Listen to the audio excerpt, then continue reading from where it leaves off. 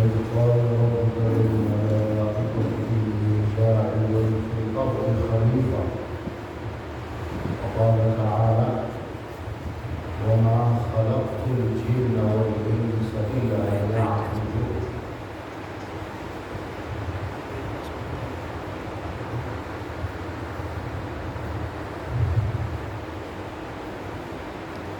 انسان اور جنات کو اللہ نے اپنی عبادت کے لیے پیدا کیا. سورہ ذارiyat وما خلقت الجن والانس الا ليعبدون. ہماری اس دنیا میں پیدا ہونے اور اس دنیا میں جینے کا مقصد عبادت ہے، اللہ کی عبادت. اسی مقصد کے لیے اللہ نے ہمیں بتایا. اور سورہ بقرہ کی اس آیت میں اللہ نے فرمایا، آدم علیہ السلام کو پیدا کر کے فرمایا کہ میں دنیا میں خلیفہ بنا کر بھیجنے کے لیے آدم کو پیدا کیا. وَإِذْ قَالَ رَبُّكَ لِلْمَلَائِكَةِ إِنِّي جَاعِلٌ فِي الْأَرْضِ خَلِيفَةً. دنیا کی خلافت بھی انسان کی ذمہ داری ہے اور اللہ کی عبادت بھی انسان کی ذمہ داری. دو ذمہ داریاں ایک ساتھ اللہ نے ہمیں دیا، عبادت اور خلافت. دنیا میں اچھا برا دیکھنا، دنیا کو پیسفل بنانا اور دنیا میں ہر وہ سورس فائنڈ آؤٹ کرنا جس سے دنیا کی زندگی اچھی چلے، یہ بھی انسان کی ذمہ داری ہے. خلیفہ آپ جانتے ہیں کس کو؟ اسلامی حکومت ہو اور قرآن و حدیث کا حکم چل رہا ہو تو ایسی حکومت کا جو بڑا ہوتا ہے سربراہ اسے خلیفہ ہوتا ہے. دنیا میں اللہ کے حکم کو قائم کرنا، جس طرح اللہ چاہتا ہے کہ ہم زندگی گزاریں وہ زندگی قائم کرنے کی کوشش کرنا ایک ذمہ داری ہے انسان کی. اور دوسری ذمہ داری ہے کہ ہم اللہ کی اطاعت کریں، فرما برداری کریں. ایک صحابی نے اللہ کے نبی سے پوچھا، یا رسول اللہ صلی اللہ علیہ وسلم مجھے ایک بات ایسی بتائیے، قل لی فی الاسلام قولا لا اسأل عنہ احدا غیرہ او بعدہ، کہ اس بات کو سمجھ لینے کے بعد مجھے کسی دوسرے سے کچھ پوچھنے کی ضرورت نہ پڑے، اسی ایک بات پر عمل کر کے میں دنیا میں کامیاب ہو جاؤں. اللہ کے نبی کو جواب میں فرمایا، قل آمنت باللہ ثم استقم، ایمان لاؤ اور استقامت کے ساتھ اس ایمان پر لگے رہو. ایک بات، جب اللہ کے نبی تھوڑے کمزور ہو گئے اور آپ کے بدن میں کمزوری ظاہر ہونے لگی تو ایک صحابی نے پوچھا کہ یا رسول اللہ، اے اللہ کے رسول، آپ تو بوڑھے ہو گئے. اللہ کے نبی نے جواب میں فرمایا، مجھے کسی آیت نے بوڑھا کیا، فاستقم كما أمرت ومن تاب معك ولا تطغوا. اللہ نے حکم دیا اللہ کے نبی کو اور ہم سب کو سارے ایمان والے فاستقم کما امرت، جیسے تم کو حکم دیا جائے اسی پر جم کر قائم رہو۔ یہ ایک آیت ہے جس کے بارے میں اللہ کے نبی نے فرمایا، سورہ ہود جس کے اندر یہ آیت ہے، اس آیت نے ہی مجھے بوڑھا کر دیا، اتنی گہرائی ہے اس آیت۔ ایمان والا ایک اللہ کا بندہ کبھی اپنی طرف سے کوئی کام کر ہی نہیں سکتا، ہر کام کے اندر ہر موڑ پر اسے یہ دیکھنا ہے کہ اللہ کا حکم کیا ہے، یہ کام اللہ کیسے چاہتا ہے کہ میں کروں، یہ دیکھنا ضروری ہے۔ اپنی مرضی سے جو آپ سمجھ رہے ہیں کہ یہی صحیح کام ہے، آپ نہیں کر سکتے۔ ہر کام کے اندر یہ دیکھنا ہے کہ اللہ کا حکم کیا ہے اور اللہ کے نبی نے کیسے اسے پورا کیا ہے۔ یہی بات اس آیت کے اندر بتائی گئی، فاستقم کما امرت۔ یہ نہیں کہا کہ اللہ کے نبی آپ استقامت کے ساتھ عمل کرتے رہو، چھوٹ نہیں دیا اللہ۔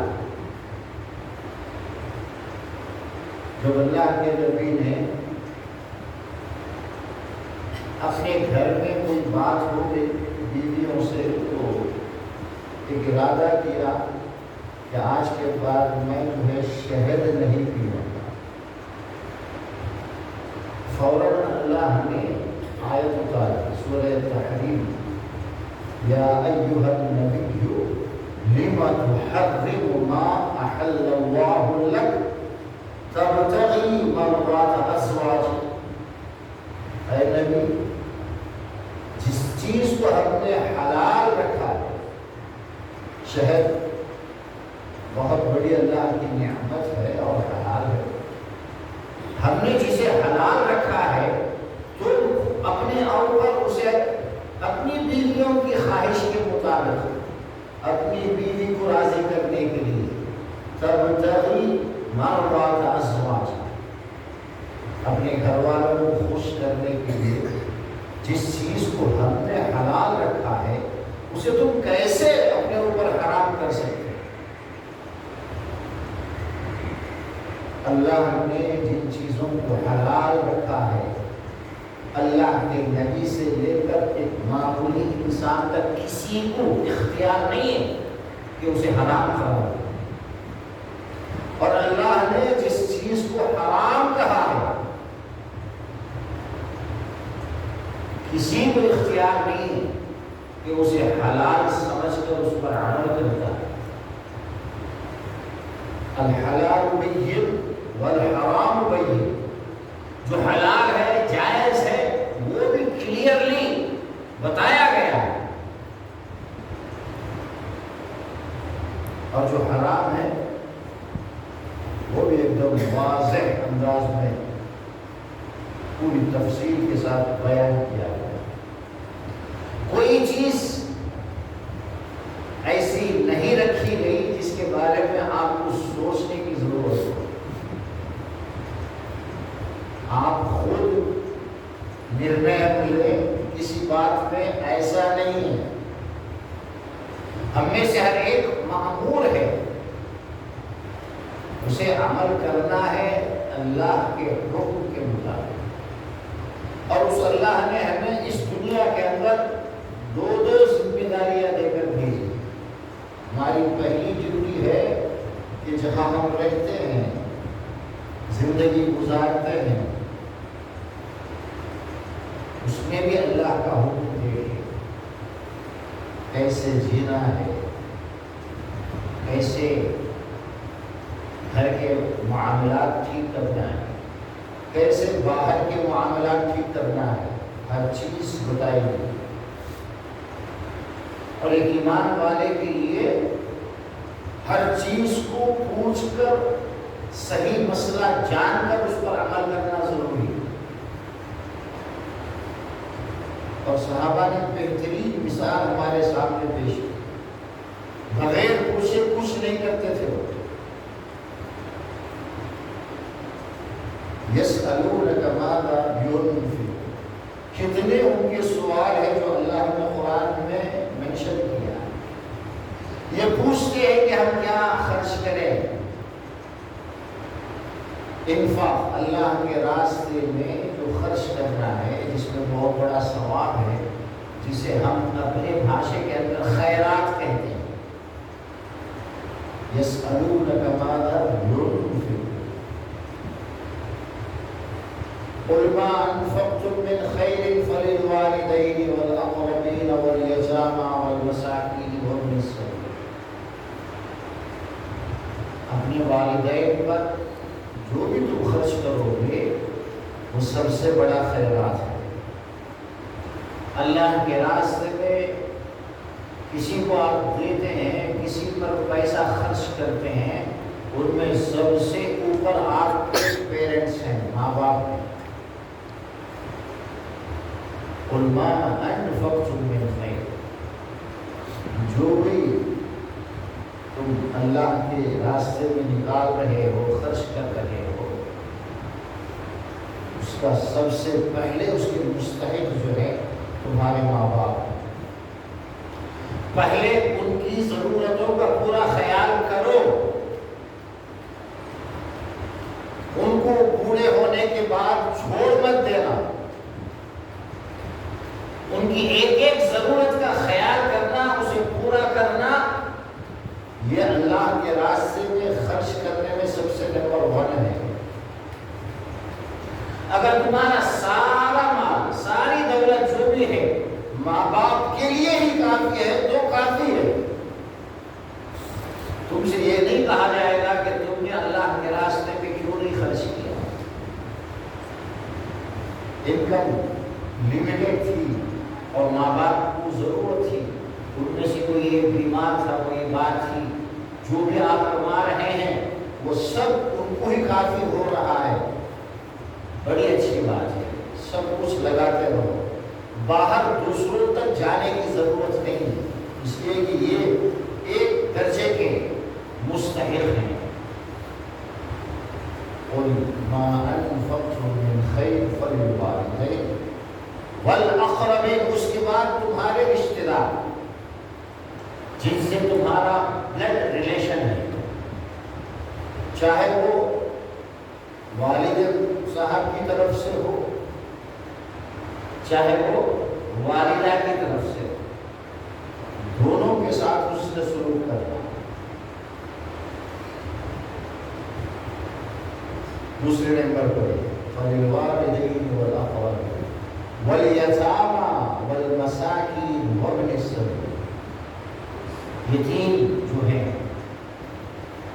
جن بچوں کے ماں باپ نہیں یا ماں باپ دونوں میں سے کوئی نیک نہیں ہے، وہ آپ کے ساتھ رہتے ہیں، آپ ان کو جانتے ہیں، ان کی بھی ضرورتیں پوری کرنا سب سے بڑی خیرات ہے۔ ماں باپ کے بعد بھائی بہنوں اور رشتہ داروں کے بعد تیسرے نمبر پر اللہ نے یتیموں کو بیان کیا قرآن میں۔ اس کے بعد مسکین، جس کے پاس کچھ نہیں، جسے ہم اپنی بھاشے کے اندر غریب بولتے ہیں، غریب، فقیر۔ اور پھر آگے اللہ نے فرمایا وَمَا تَفْعَلُوا مِنْ خَيْرٍ فَإِنَّ اللَّهَ بِهِ عَلِيمٌ، تم جو بھی کار خیر کرتے ہو، خیرات کرتے ہو، لوگوں کا خیال کرتے ہو، کوئی بھی اچھا عمل جو تم کرتے ہو، یہ اچھی طرح سمجھنا کہ اللہ سب کچھ دیکھ رہا ہے، جان رہا ہے، اللہ کو علم ہے، وہ جانتا ہے۔ اس لیے جس طرح اس نے کہا ہے اسی طرح تمہیں خرچ کرنا ہے۔ تو صحابہ پوچھتے تھے، صرف یہی نہیں پوچھتے کہ نماز کیسی پڑھنی ہے، یہ بھی پوچھتے تھے کہ ہم خیرات کیسے کریں، کس کو دے، کیا کریں۔ یسألونک عن الخمر والمیسر، یہ پوچھتے ہیں شراب کے بارے میں، جوے کے بارے میں قل فیہما اثم کبیر، آپ ان کو بتا دیجیے اس میں بڑا گناہ ہے، یہ بہت بڑے گناہ کا کام۔ ان کا مشغلہ ہی یہی تھا، جوا کھیلنا اور شراب پینا۔ پہلے شراب جائز تھی، جوا جسے اب پیاگا یا اس طرح کی جتنی بھی چیزیں ہیں یہی کرتے تھے، ان کا تو کوئی دھندا نہیں تھا۔ اکثر ان کا جو کاروبار ہوتا وہ جانور تھے، اونٹ، بکری یا پھر کھیتی باڑی۔ مدینے میں زیادہ لوگ کھیتی باڑی کرتے تھے، کھجور کے باغات۔ مکے کے لوگ زیادہ تر جانوروں کو چراتے تھے، اور کم لوگ ایسے تھے جو عام تجارتی سامان کہیں سے لا کر بیچتے تھے۔ اب جو بڑے لوگ ان کے جانور ان کے غلام لے جاتے تھے، چراتے تھے، خدمت کے لیے غلام رکھے ہوئے تھے۔ اب ان کے پاس تو کوئی کام نہیں، کہیں مل کر بیٹھنا، شراب پینا اور اس طرح جوے ہونا بس۔ جب شراب کی حرمت آئی تو وہ پوچھتے شراب کے بعد ایسے رک گئے کہ پھر اس کو ہاتھ نہیں لگایا۔ وَيَسْأَلُونَكَ عَنِ الْمَحِيضِ، عورتوں کو جو پیریڈس آتے ہیں، ماہانہ جو خون نکلتا ہے عورتوں کو، جوان عورتوں کو، یہ تو اس کے بارے میں بھی پوچھتے ہیں کہ اس کا کیا حکم ہے۔ عَنِ الْمَحِيضِ قُلْ هُوَ أَذًى فَاعْتَزِلُوا النِّسَاءَ فِي الْمَحِيضِ، وہ ایک تکلیف ہے، ایک بیماری کی طرح سے ہے جو عورتوں کو پیش آتی ہے۔ اس حالت میں تم ان کے قریب مت جاؤ، ان کے ساتھ جماع مت کرو۔ ہم بستری نہیں کر سکتے حالت حیض کے اندر۔ جب منتھلی پیریڈس کا ٹائم ہو کسی عورت کا، تو اس وقت جب تک 3 دن 5 دن جتنے دن میں اس کو خون آئے، اس کے اپنے شوہر کے لیے بھی وہ حرام ہو جاتی ہے۔ کھا سکتے ہیں، پی سکتے ہیں، ایک ساتھ سو سکتے ہیں، اس میں کوئی حرج نہیں۔ وہ حکماً نجاست میں ہے، ناپاک ہے وہ عورت جب تک وہ اس کا خون نکل رہا ہے۔ حکماً ہے، یہ شرعی حکم ہے، اس کا بدن نجس نہیں ہے۔ اسے چھونے سے، اس کے ساتھ بیٹھ کر کھانے سے، اس سے کوئی ہیلپ لینے سے آپ ناپاک نہیں ہوں گے۔ یہ سب کر سکتے ہیں، صرف جو حکم ہے اس کے ساتھ آپ ہم بستری نہیں کر سکتے۔ یہ بھی صحابہ نے پوچھا اللہ کے نبی سے، قرآن میں اس کو ذکر کیا گیا۔ اس دنیا میں زندگی گزارنا ہے، اسی دنیا میں زندہ رہنے کے لیے جو اللہ نے وقت ہمیں دیا ہے وہ سب اسے پورا کرنے کے لیے ہم آئے ہیں۔ تو زندگی گزارنے کے آداب بھی ہمیں سیکھنا ہے، کیسے زندگی گزارنی ہے وہ بھی اللہ ہی سکھائے۔ جس نے زندگی دی ہے وہی زندگی گزارنے کا طریقہ بھی بتائے گا جو بتایا گیا۔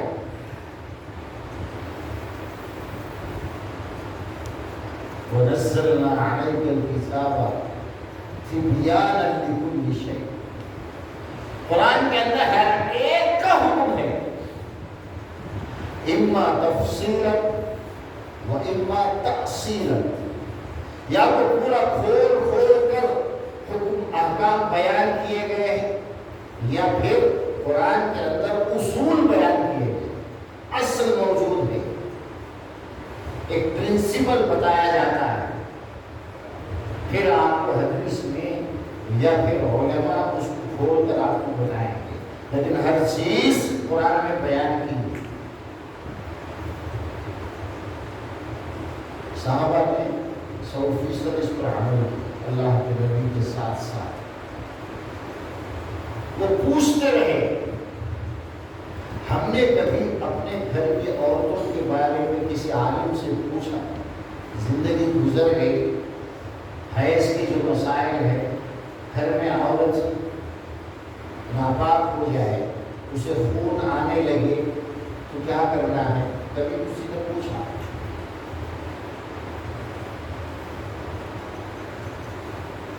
اس کے ہر خواہش کا ہم احترام کرتے ہیں۔ جب کہیں کوئی موقع آئے تو اسے ساتھ میں لے کر جائیں گے، تیرے پسند کی ساڑی یا کپڑا لے، کلر بھی چوائس کرنے کا اسے اختیار ہے، لیکن اس کے جو مسائل ہیں اس کے بارے میں کبھی نہ ہم نے ڈسکس کیا، نہ اسے کہیں بھیج کر کے اسے معلوم کرنے کی۔ حالت حیض میں نماز ایک دم معاف ہے، ہم سب کو معلوم ہے، نماز پڑھنے کی ضرورت ہے، وہ یہی بھی ناپاک ہے۔ جب تک اس کا خون آتا رہے اتنے دن اس کی نماز چھوڑ دے گی، وہ نہیں پڑھے گی، پڑھنے کی ضرورت ہے۔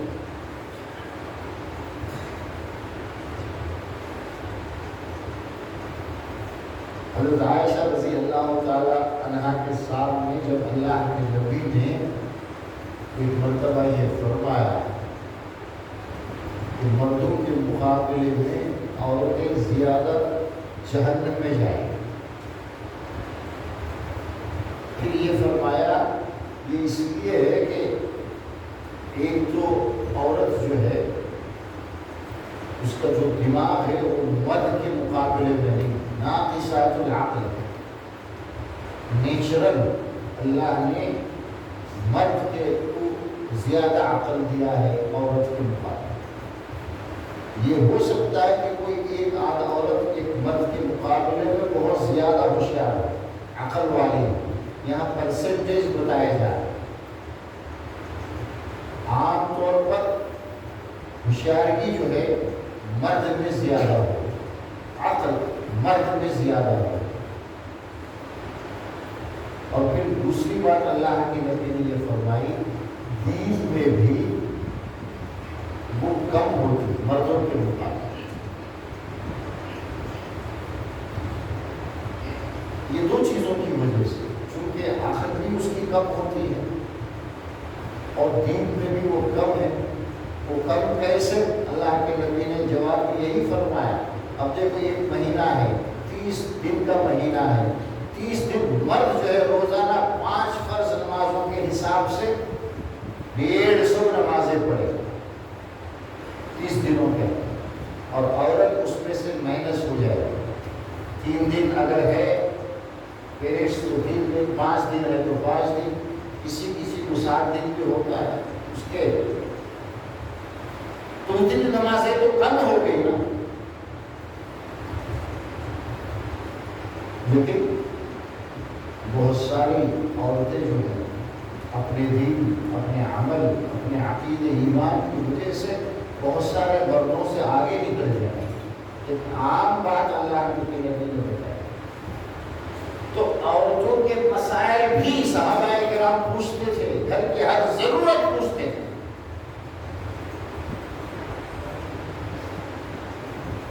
والوالدات يرضعن أولادهن حولين كاملين لمن أراد أن يتم الرضاعة۔ بچہ ہو جائے کتنے دنوں تک اس کو دودھ پلانا ہے، یہ بھی اللہ نے بیان فرمایا۔ پورے مدت دودھ پلانا چاہے تو عورت اپنے بچے کو 2 سال پورے دودھ پلا سکتی، حولین کاملین، کھلا ہے قرآن کی آیت۔ ایک ایک چیز اللہ نے کھول کر بیان کی۔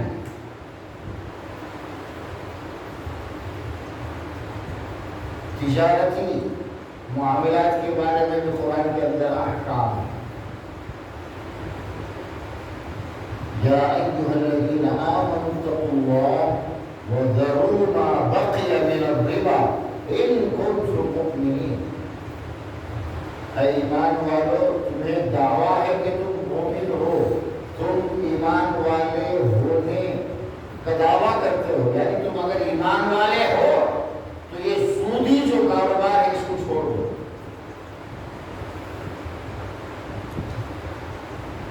ہم دنیا میں زندہ رہتے ہیں، جیتے ہیں، اور اس زندگی میں جن جن چیزوں کا ہمیں سامنا کرنا ہے وہ سب اللہ نے بیان کر دی۔ ان سب میں ہمیں اللہ کے بیان کردہ احکام کے مطابق ہی زندگی گزارنا ہے۔ اسی کا نام ہے فاستقم کما امرت۔ ذرا ادھر نہیں جا سکتے، ذرا ادھر نہیں جا سکتے۔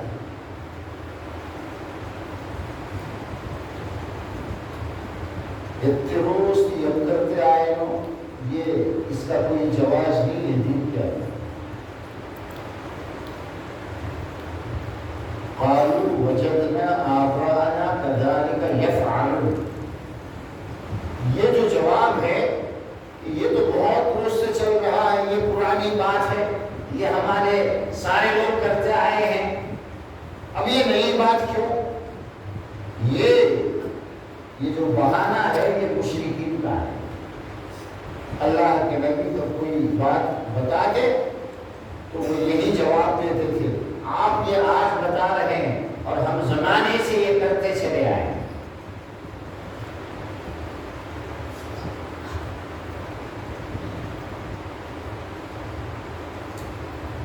ایک زمانے سے کوئی غلط کام آپ کر رہے ہیں تو وہ صحیح نہیں ہو جائے گا،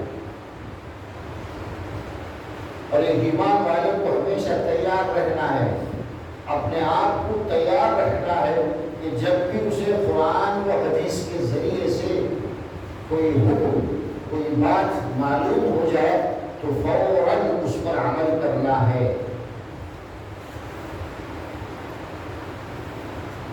معلوم ہونے کے باوجود میں وہی کروں گا جو اب تک کرتا چلا آیا ہوں، اگر یہ اس کے اندر کی بات ہے اس کا مطلب یہ ہے کہ وہ استقامت پر نہیں ہے، وہ صحیح راستے پر نہیں ہے، وہ صراط مستقیم پر نہیں ہے۔ جو استقامت پر ہے وہی صراط مستقیم پر ہوگا، استقامت سے مستقیم ہے۔ ہم جو نماز میں اللہ سے مانگتے ہیں اهدنا الصراط المستقیم، اے اللہ ہمیں سیدھے راستے پر چلا، اور سیدھا راستہ کیا ہے؟ اللہ کا ہر وہ حکم جو یا تو کرنے کا ہو یا نہ کرنے کا ہو۔ دو طرح کے احکامات ہوتے ہیں، دو باتیں ہوتی ہیں، یا تو اللہ کسی کام کو کرنے کے لیے کہے گا، یا اللہ کسی کام کو کہے گا کہ یہ مت کرو۔ اوامر نواہی، امر بالمعروف، نہی عن المنکر، ان دونوں کو 100% عمل کرنا یہی استقامت ہے۔ جو کرنے کے احکام اللہ نے حکم دیا ہے ان سب پر عمل کرنا، اور جن ساری چیزوں سے اللہ نے منع کیا ہے ان سب سے دور ہو جانا، یہی استقامت ہے۔ اللہ نے جو کرنے کے لیے کہا ہے اس میں تھوڑے عمل کرتا ہے، تھوڑے چھوڑ دیتا ہے، وہ استقامت پر نہیں ہے۔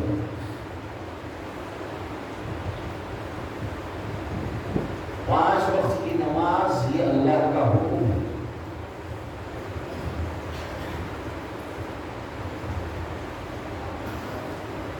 اور اللہ کے نبی نے یہ فرمایا کہ کافر اور ایک مومن کے بیچ میں جو فرق ہے وہ صرف نماز ہے۔ یہ نماز ہی بتائے گی کسی آدمی کے بارے میں کہ یہ ایمان والا ہے یا کافر ہے۔ العہد الذی بیننا وبینہم الصلاۃ فمن ترکہا فقد کفر۔ ہمارے اور ان کے بیچ میں جو حد فاصل ہے، اللہ سے جو ایک معاہدہ ہے کہ ہم نماز پڑھیں گے، اللہ کے نبی نے آسمانوں پر جا کر اللہ سے یہ وعدہ کر کے ہم سب کی طرف سے، ساری امت کی طرف سے 5 وقت کی نماز لے کر آئے۔ اب اس عہد کو پورا کرنا ہم میں سے ہر ایمان والے کی ڈیوٹی ہے.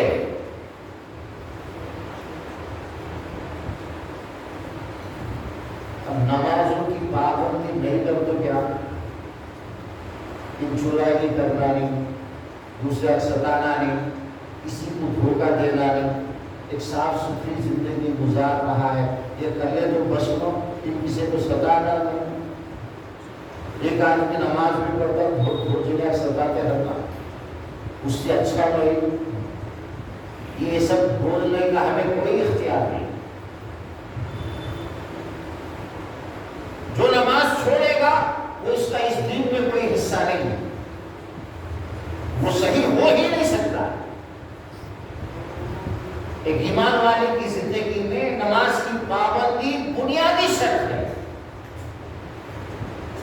نمازوں کی پابندی کیے بغیر ایک آدمی کو کتنے کام کرتے بھی وہ اچھا انسان ہو ہی نہیں سکتا.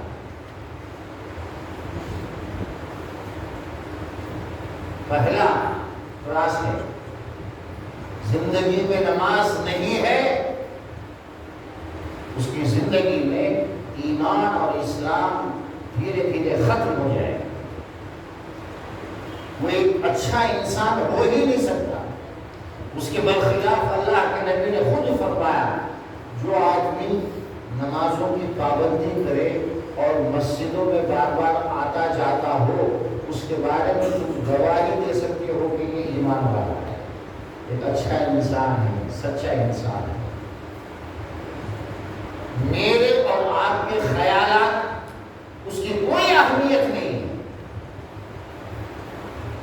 فاستقم کما امرت، اسی پر قائم رہنا ہے، وہی کرنا ہے جو اللہ کا حکم ہے. اور اللہ کا حکم سب سے پہلا کیا ہے؟ سورہ بقرہ قرآن آپ کھولیں گے، الحمد سورہ ہو گیا. دوسرا جو سورہ بقرہ، الف لام میم ذالک الکتاب لا ریب فیہ ھدی للمتقین. یہ جو کتاب ہے قرآن مجید، لا ریب فیہ، اس میں جو کچھ ہے وہ سارا حق ہے، سچ ہے. اور اس کی سچائی 1450 سال سے ہم سب دیکھ رہے ہیں. آج تک اس کی کسی ایک ورڈ، ایک لفظ، ایک قدم پر سوال نہیں اٹھایا جا سکا. سب کچھ سچا ہے، گرامر کے حساب سے، عربک زبان کے حساب سے. ایک ایسے انسان جو ساری زندگی کبھی کسی اسکول میں نہیں گئے، ان کی زبان سے یہ کلام آیا. آج کل 15-20 سال ایک بھاشا پڑھ کر، اس کی گرامر سب کچھ پڑھ کر ایک لائن سیدھا لکھ نہیں پاتا انسان. کتنے ہیں جنہوں نے ماسٹر ڈگری لی، کبھی کبھی پی ایچ ڈی بھی کر لیتے ہیں کسی ایک سبجیکٹ میں، کسی ایک لینگویج میں، کچھ لکھ کر بتا نہیں سکتے. کتنی یونیورسٹی ہے، کتنا ہے. آج کوئی کتاب لکھتا ہے، کچھ دنوں کے بعد کوئی دوسری کتاب آتی ہے تو وہ کتاب لوگ بھول جاتے ہیں. یہ اچھی کتاب ہے، بہت اچھے گانے والے، گانے لکھنے والے بہت ہیں. کچھ دن گانا چلتا ہے، پھر اس سے اچھا گانا آ جاتا ہے تو لوگ اس کو بھول جاتے ہیں. لیکن قرآن کا ایک ایک لفظ 1450 سال سے کتنا آپ سنیں گے. سورہ فاتحہ الحمد جو سورہ ہے، صرف فرض نمازوں میں روزانہ فجر میں 2 فرض ہیں، ظہر میں 4، عصر میں 4، مغرب میں 3، عشاء میں 4، پورے 17 رکعات فرض نماز ہے. ان 17 رکعاتوں میں 17 مرتبہ روزانہ الحمد سورہ تو پڑھتا ہی ہے ایک ایمان والا. اور پھر سنتوں کو، نفلوں کو ملائیں گے بے شمار. ایک ایک دن میں اتنی مرتبہ وہ پڑھتا ہے اور ساری زندگی پڑھ رہا ہے. آج بھی جب آپ سورہ فاتحہ پڑھتے ہیں سنتے ہیں اچھا لگتا ہے، اعتبار سنے لو پڑھے لو ابھی بس لو، ایسا نہیں ہوگا۔ یہ اللہ کا کلام ہے، اس کے اندر تازگی برابر قائم ہے۔ جو جتنا اس کو سمجھتا جائے گا اس کے سننے میں، اس کو سمجھنے میں اسے اتنا ہی مزہ آئے گا۔ ایک عام آدمی جو وہ بھاشا نہیں جانتا، سمجھتا نہیں ہے، الحمدللہ رب العالمین اس کا ارجم کیا ہے اسے نہیں معلوم ہے، پھر بھی وہ اکتائے گا نہیں، بار بار سنے گا لیکن کبھی اکتائے گا نہیں۔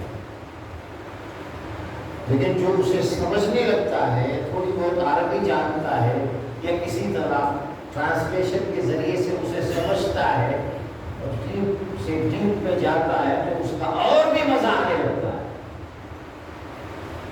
قرآن کی جو برکتیں ہیں وہ تازہ دم ہیں، جتنے بار آپ اس کو پڑھیں گے سمجھنے کی کوشش کریں گے کوئی نئی چیز اس سے آپ کو سمجھ میں آتی رہے گی۔ چشمہ ہے، چلما بچپن میں ہم نے دیکھا ہے، اسے نکال کے رکھا کر پانی دیکھنے میں تھوڑا کیا بھی رہتا نہیں، کتنے لوگ اس سے سیراب ہوتے رہے۔ تو قرآن ہمیشہ نئی نئی چیزیں آپ کو سکھاتا رہے گا، اور جو پرانی چیزیں ہیں وہ بھی ختم نہیں ہوگی، متنوع الگ الگ مفاہیم، میننگز، ارتھم سمجھ میں آتے رہیں گے، اور پرانوں کے ساتھ کتنے ہزاروں لوگوں نے اس کی تفسیریں لکھی، ہر ایک اپنے حساب سے لکھتا چلا جاتا ہے۔ تو یہ قرآن کی عظمت ہے کہ یہ ساری چیزیں اللہ کی طرف سے ہمیں دی گئی۔ ہمارے اوپر اللہ نے فرض کیا ہے نماز میں یہ سب کچھ ہے۔ نماز کی پابندی ضروری ہے، بغیر نماز کی پابندی کے کوئی انسان اچھا انسان بن ہی نہیں سکتا۔ انسان کی اچھائی سب سے پہلے تو ایمان کے ساتھ شروع ہوتی ہے۔ بے ایمان جس کا ایمان اور عقیدہ نہیں ہے اس کا تو بات کرنا ہی بیکار ہے،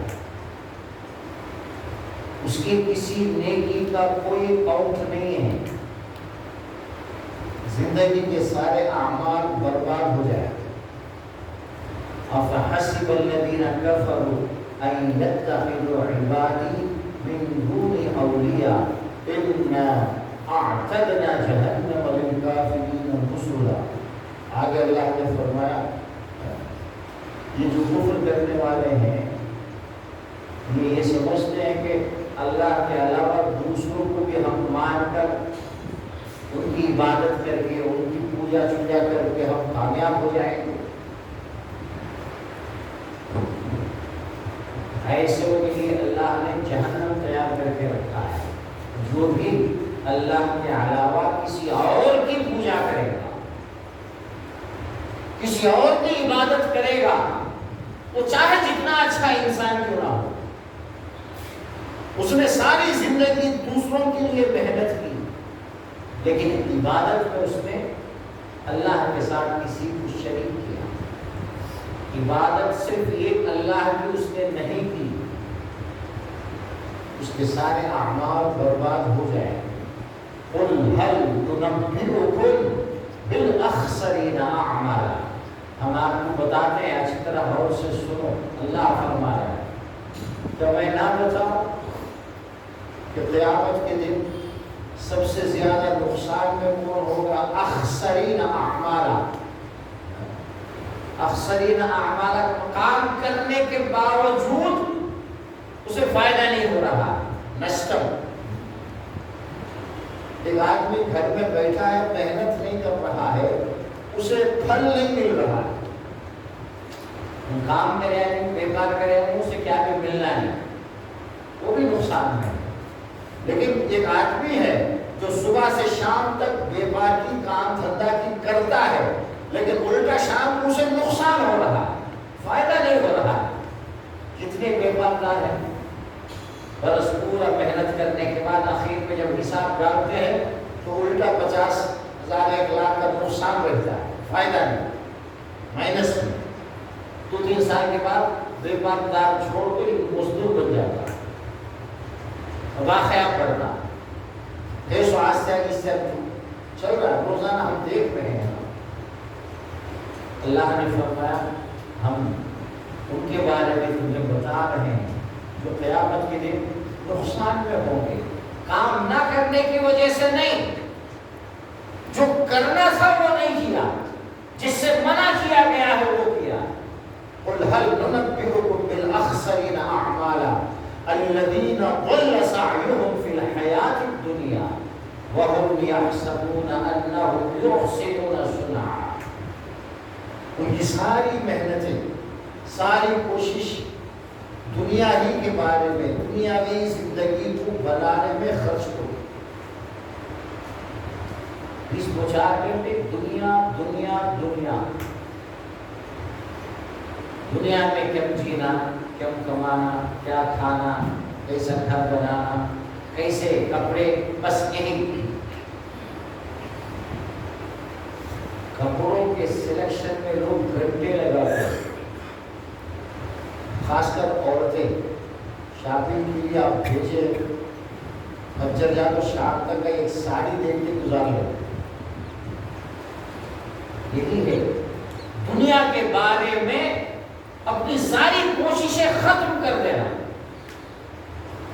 آپ کو ایک ساڑی لینا ہے، جاؤ دیکھو، 2-4 دن اس میں سے ایک سیٹ تو آ جاؤ. اور ان مردوں کو وہ سمجھتے ہیں کہ یہ بے وقوف ہے، ہوشیار نہیں ہے، جو جلدی سے کوئی سیلیکٹ کر کے لے لیتا ہے نا، اس کے بارے میں برا سوچنے لگتے ہیں. یہ خالی دیوانے کیا کہ ایک تو دیکھ کو وہ لے کر. دنیا میں کرنے کے بہت سارے کام، کپڑوں کے سلیکشن میں، سامان کے سلیکشن میں، شاپنگ میں ٹائم ویسٹ کرنے کے لیے اللہ نے یہ زندگی نہیں دی.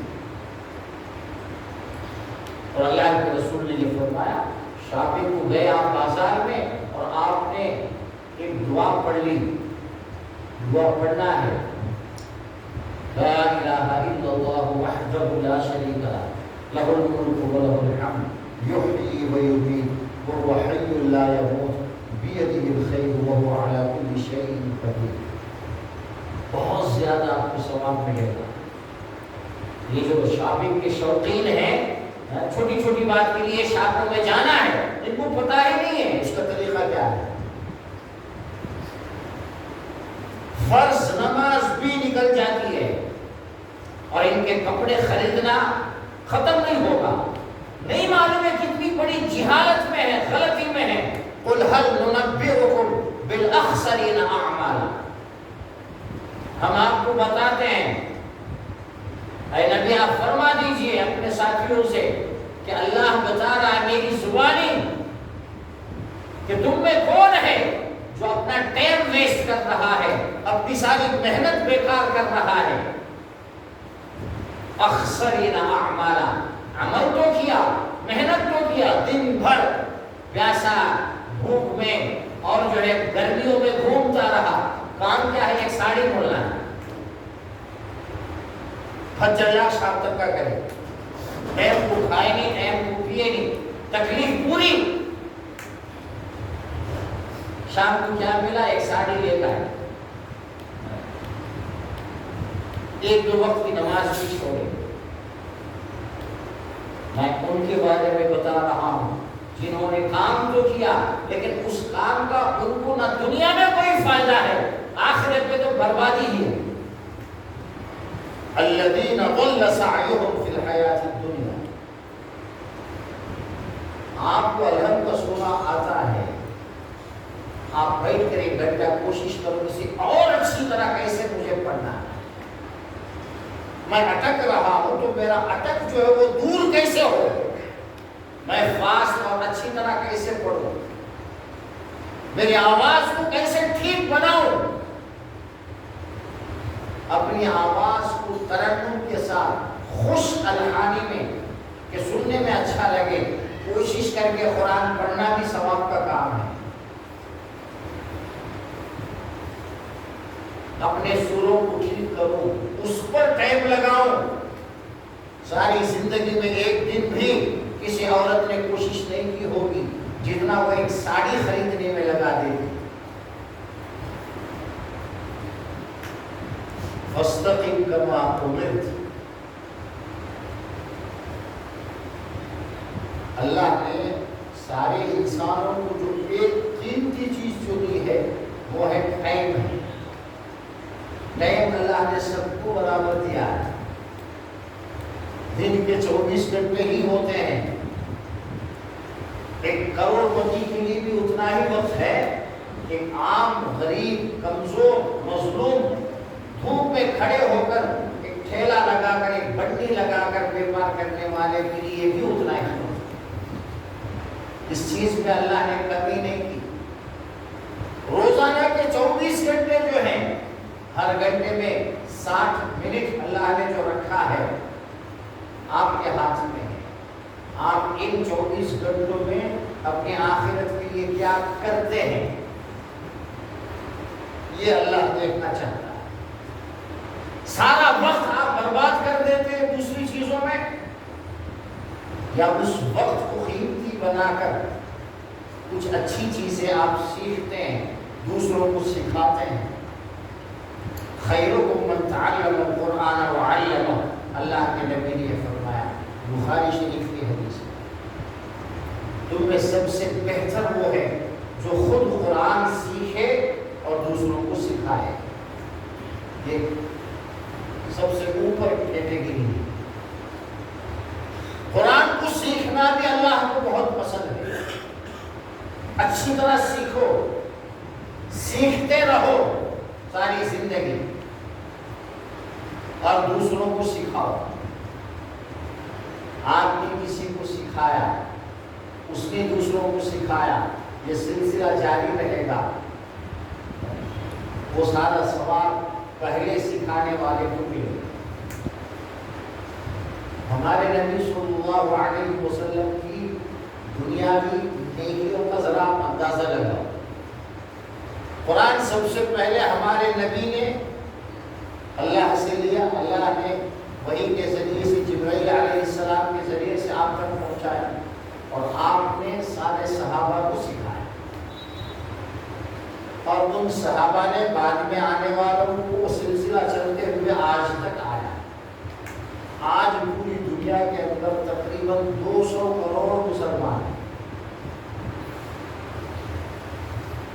اس میں اگر آپ 10% بھی، چونکہ اس میں عرب بھی ہے اور سارے عرب قرآن پڑھنا جانتے ہیں، ان کی بھاشا میں ہے، سب ایوریج آپ 10% بھی رکھیں گے، 10% مسلمان قرآن پڑھ رہا ہوگا، کچھ نہ کچھ روزانہ نماز میں پڑھ رہا ہے، تلاوت کر رہا ہے، 20 کروڑ مسلمان ہو گئے، 10%۔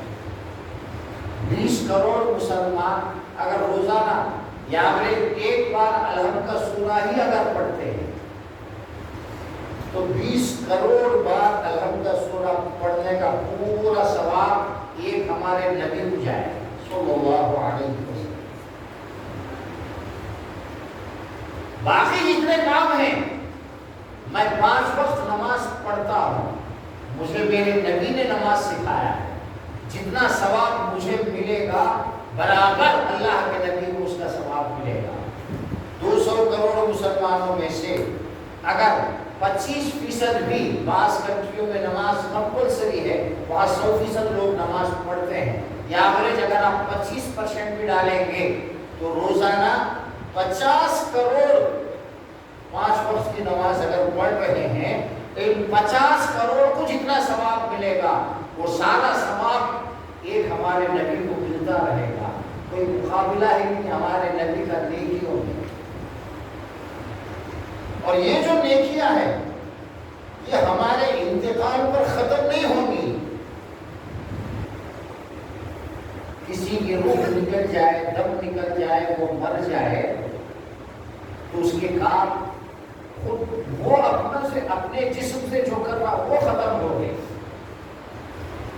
باقی جو کچھ اس نے یہاں بنا کر گیا ہے، یہاں چھوڑ کر گیا، ان کا سلسلہ جاری رہے۔